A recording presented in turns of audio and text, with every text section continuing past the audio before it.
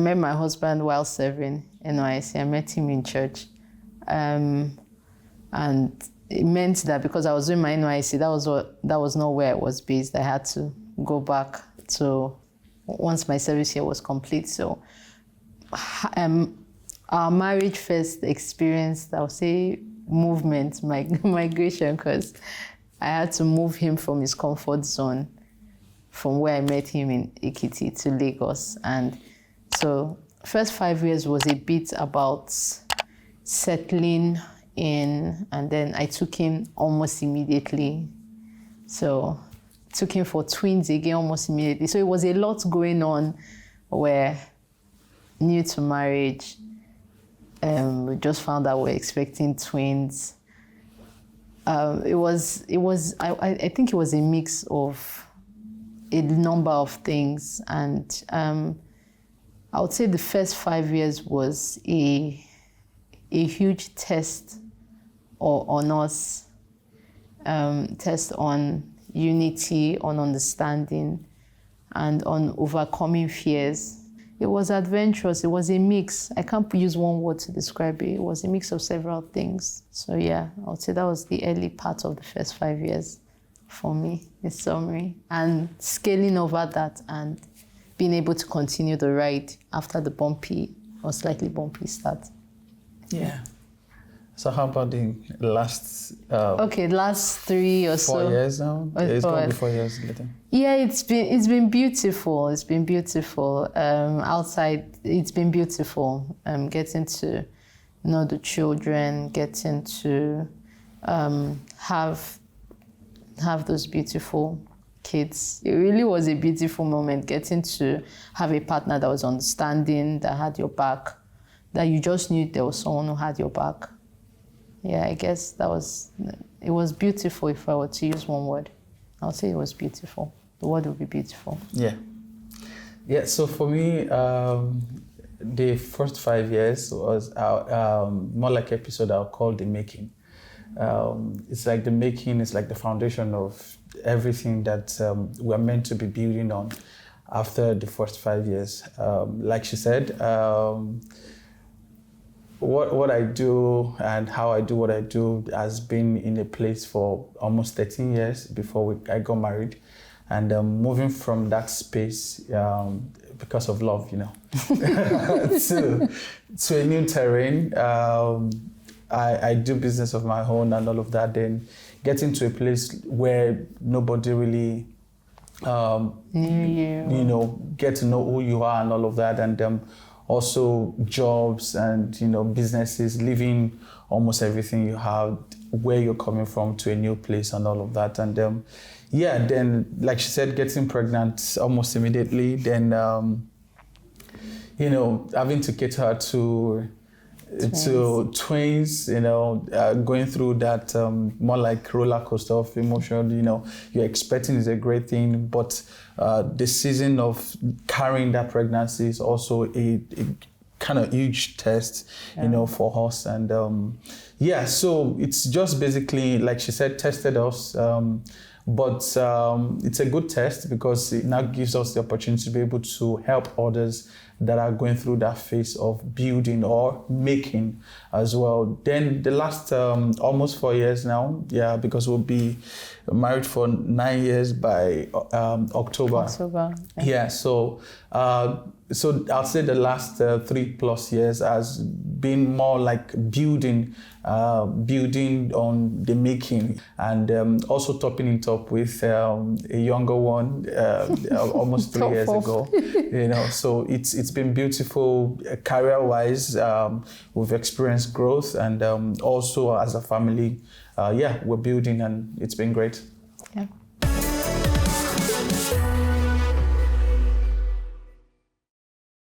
How did we meet? We met in church. She was in Ekiti for NYSC, and I was in a church serving with the pastors, more like serving in between the pastors and the choir and all of that. And my wife was in the choir. I used to travel a lot, so I didn't know she was in church for a long time, and it was just more like a period I was also expecting that I'm just going to wait for the person God will have me marry and all of that. And one beautiful Sunday like that, there she was on the altar, more like I think probably leading a song or backing up a song and all. And I just felt like, I remember the song. Yeah. I see victory. Oh yeah, I think that's the song. So, and I was like, okay, yeah, I think she's the one and all of that. And I felt like, okay, I was going to talk to her, but one devil that did not make me talk to her. Someone probably jumped into the conversation I was supposed to talk to her. And I think afterwards, so I saw her and I asked her for if she can go on a lunch with me or something. And I just asked her if she can marry me or if she's willing to marry me. And no long thing. I'm not here for joke. I just want to ask if you are able to marry me. Yeah. It happened as you said, but I think it was more later that we actually had a conversation because a chat. Yes. We were preparing in church then. We're preparing for a conference. There's a major conference we have towards the end of the year. So at that time, most of the male choristers were not available, or I don't know. There was something just at that time. We needed male vocalists. I think the choir leader at that time was pregnant, or she just put to bed. So I was acting in her place, pending when she came back. So I thought where are all the men? We need male voices for this conference. We're starting rehearsals, and so I just went through the choir list and started reaching out to all the men or people that I thought were male on the contact, and that was how I chatted him up. I'm Udeme, I'm from the choir and I'm reaching out because of the conference. I wanted to find out if you'll be available for rehearsals and all of that. So provided all that contact, and that was when he said, Udeme, well, I will be around, I won't be around on Sundays and all of that. And he said, he had even been trying to reach out to me. That is great that I chatted him up, and that was, like he said, that was how he asked if we could go on a date, and like he said, we continued from there. Yeah. So that's how we met.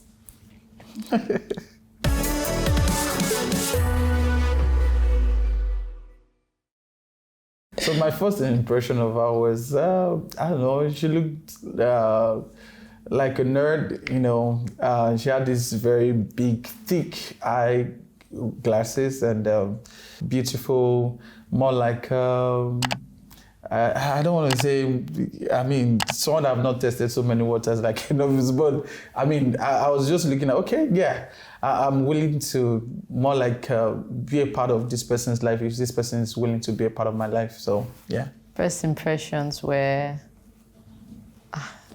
this, because you're always wearing suits. You still always wear suits now. Yeah. So it was like I don't even know how to put into these words. It looked like a banker or something, like a serious person. I'm not serious. I'm not saying I'm not serious, but first impression, I like the man that is always in suits, the man that is always serious and also serious, good looking. We still are good looking. Yeah. So those were the two things. He's in church, so he knows God. He serves the pastors, so he has a track record of knowing God. So, those are the things that came to my mind. Okay, so our wedding was a one-day event, end to end. Traditional happened early in the morning at my sister's place. And then the church blessing and reception all one day. It was a beautiful day. I had friends, family. God did amazing things and brought amazing people together to support us. How I proposed was really funny. I don't know if what's do it in 2025 what it would have looked like, but people still do it anyways. So I arranged my friend's wife, to invite her to see a movie at the cinema, So, and there I was waiting with my friends with, I think they were just about to enter for the movie and all of that. And myself and my friend, they were just holding for me. I wasn't holding anything. They were holding, will you marry me or something? I don't know, the moment you saw your wife, your sister, you felt like something was off. Going like on? What was happening here and all of that. Then this very slender, slim me, then went on my knees, to say, will you marry me? We've always known that, we're going to marry, because from day one, I didn't toast to see how it's going. I asked her, from the beginning that if she's going to marry me, I'm not here to date and see how it's going. So we knew that was what's going to happen. So I think from what I remember, that was it. Yeah. I will add small. Yeah, go. Your hand is shaking. Yeah, I was nervous because I've never been there,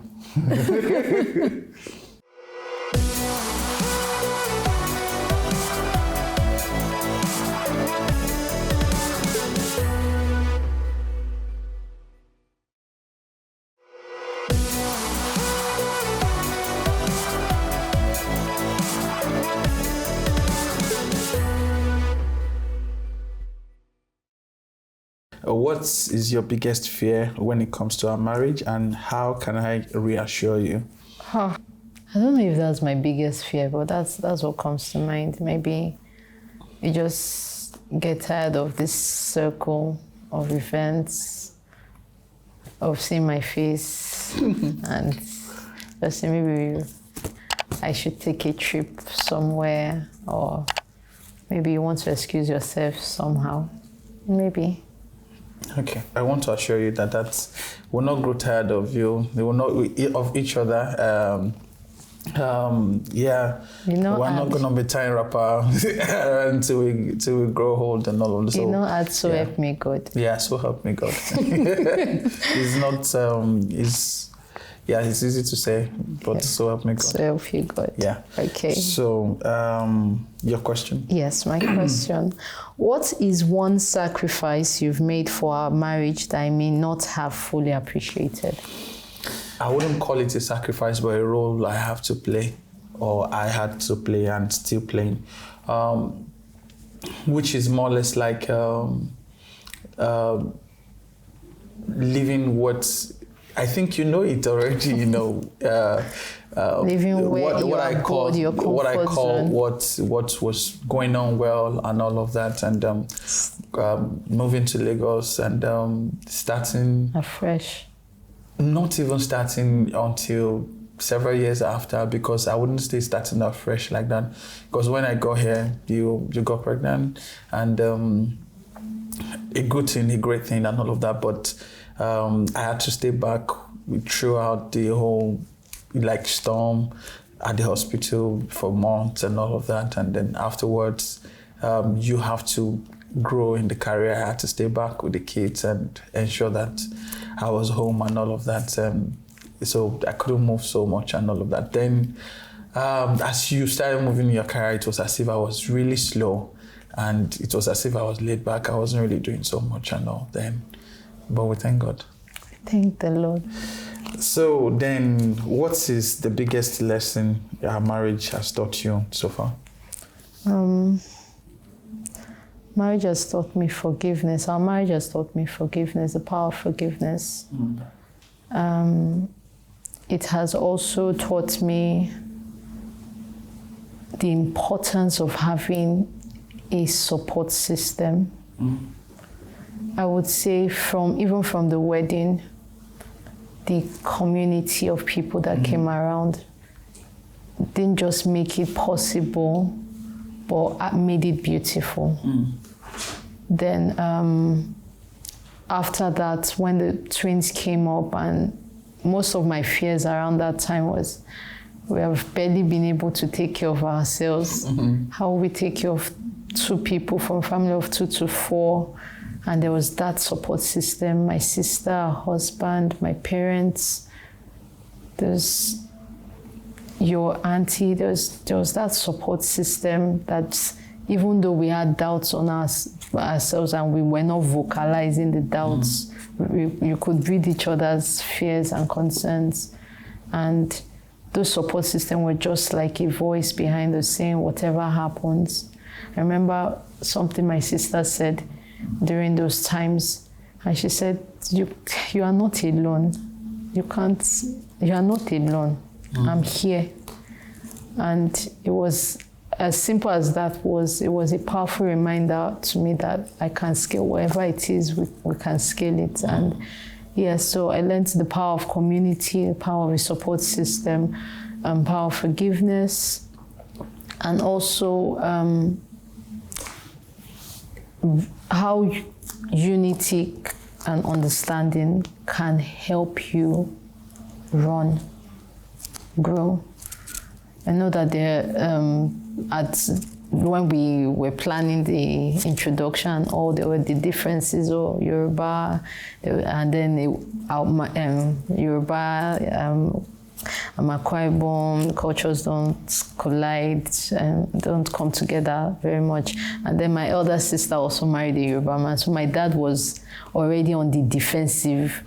When I just came and said, this is the person I wanted to marry, there was already a no in his head. I was like, no, he wasn't going to lose another daughter to another tribe again. And so there was all of that, but in spite of all of that, we're able to stay together, agree, and support each other in times when it was not so great, and see the results of how being there for each other, the possibility, because it was possible it wasn't going to work out, or it will work out, and just being in it together. Yeah, I'd say that was the third lesson. Awesome.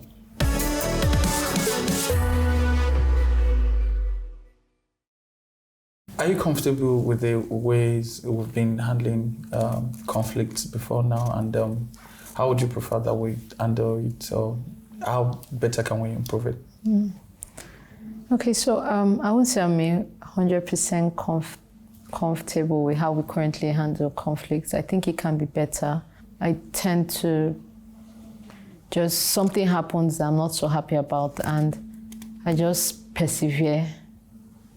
And it keeps piling to the point when it then bursts out.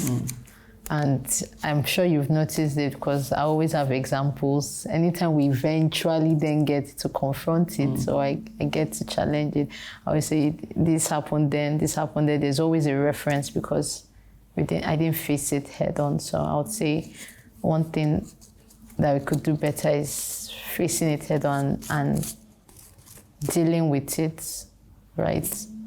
Rather than allowing it to grow, or just saying, it's not that important, it's not that deep, but it is deep, because when it happens again, it just adds another layer to the existing foundation. So I would say it's facing it head on immediately and dealing with it. I figured that over the years, the period of time that I've been, I take a second look at whatever the situation is, to process it, then also put myself on the other side of the table and say, okay, if this and this, okay, then I've seen situations whereby I have to make excuse on your behalf and say, okay, maybe this is why, and all of that. Then when I'm not able to figure it out, and all, I've seen time I've prayed about it and say, okay, maybe this happened and I'm really hungry and all, and over a period of time, then it comes down, then I'm able to now put it in words and say this and this, and yeah. That doesn't mean that you still agree immediately and all of that, but I just figured that, we've been able to find a way around it and reach a compromise based on understanding and values that we also hold there.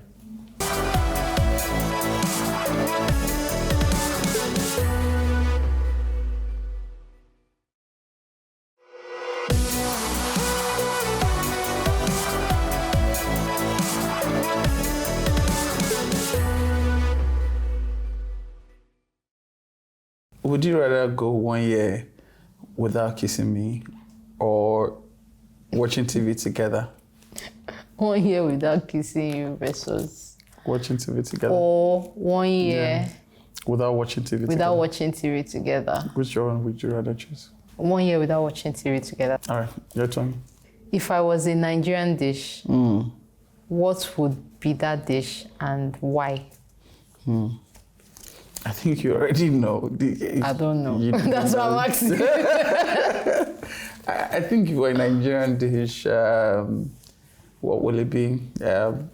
It's going to be pounded yam and efforiro. Because you like it. Okay, let me hear the because. Yeah, because I love you and I love it. So yeah. It's because you love it. No, so I don't love you. I love you though. All right. And I love efforiro and pounded yam. All right. Yeah. Correct. So. All right. You love me like efforiro and pounded yam. It's a lyrics. What is my worst habit, or what will you tag my worst habit? Your worst habit. That would be how you peel chicken, or maybe meat in peel. Like when, like you turn it around, turn it around or something. Yeah, I think that would be it. I don't know. I think that would be like an habit. But I mean, it's not selecting onions from food. Yeah. Oh, that's that. Yes. Selecting the onions from food, because I love onions in my food, yeah. Then you select, every bit of it. How about mine? Like, what's my worst habit? Hey, yeah. Do you really want to know the answer to that question? What's my worst habit? Worst habit? What? It's the one you do when you're sleeping. Everybody snore. Either high tempo or low tempo. Okay. Yeah, so yeah. All right, so that's the worst habit. Okay. What song reminds you of a relationship and how it all started and how it's going? I think it will be the song we used when we were I was walking into the hall. Okay. What song was that? Travis Green's You Made the Way. Yeah. Okay, I should sing, right? Okay. I love that song too. And every time I still listen to it, I remember that walking. Yeah. Same here. So it was You Made the Way. When our backs were against the wall and it looked as if it was over, You made a way. Sing with me now. And now we're standing here only because you made the way. I think, the song still makes a lot of sense even till now because it's still making way.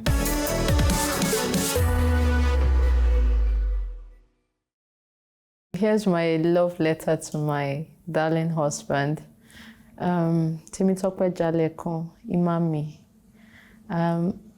I love you very much.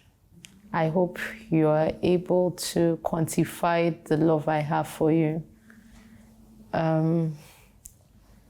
You've been a solid rock for me.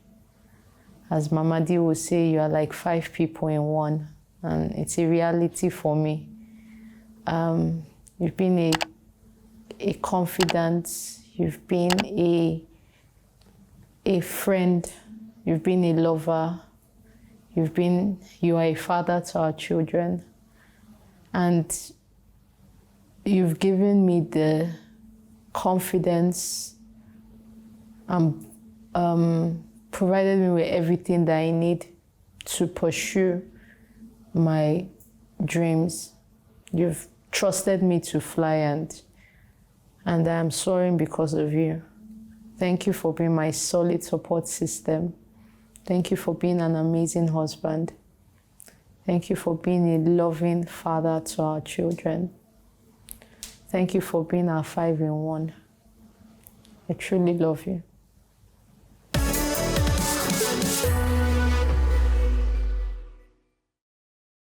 Pearl, I hardly call you your name, but you're Odogwu Jalekun. My promise to you still remains the same. I know relationship gets cold, and has every tendency to grow old. You know where I get that line from, you know. I'll always be here. I would do everything and anything for you to be the best of you. Nurture you like a gardener will nurture a garden, and be your shepherd, you know, as your herd in the home, and also protect you under any circumstance. Even when you're wrong, I'll respectfully tell you, love you, and also let you know that you're wrong. You know, I'll always be here for you. I'll always be there for you. I care about you, and I'll not be tired of you. I can't imagine what it would look like when we're 70, when we're 80, and knocking on the door of heaven, you know.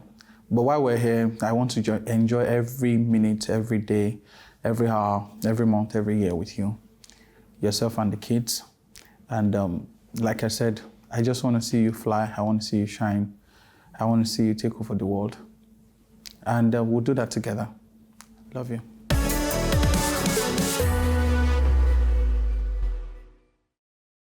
Hi, my name is Jalekun. I'm Jalekun. I love what you are now, and I love you for whatever it is you'll be. I love you always. And this is 5 years after.